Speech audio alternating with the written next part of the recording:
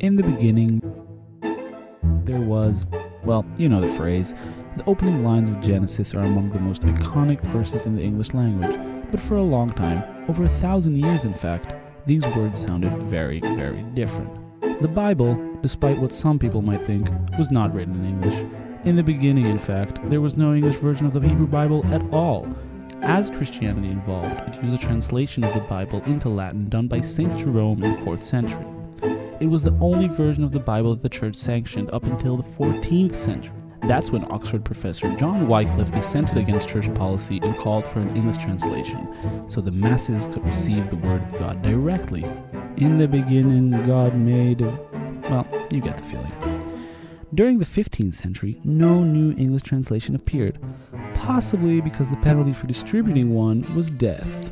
But that changed with the priest William Tyndale, a contemporary of Martin Luther. Tyndale was just the right man to translate the Bible into English in time for the Protestant Reformation.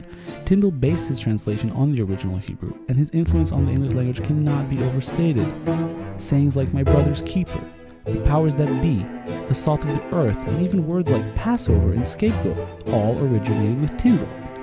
The Tyndale Bible would be the definitive translation until 1604, when King James decided that a new and official English translation should be produced. It would become known as the King James Bible. In the beginning, God created the heaven and the earth was without form and void. To this day, the King James Version is still the most popular translation out there. But this year, a new and highly anticipated translation is expected to be released. The Alter Bible is the magnum opus of Professor Robert Alter, a Berkeley professor whose life work has been to capture the literary aspect of the Hebrew Bible.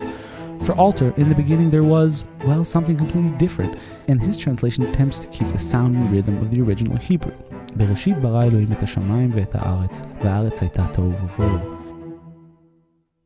When God began to create heaven and the earth then was welter and waste and darkness over the deep.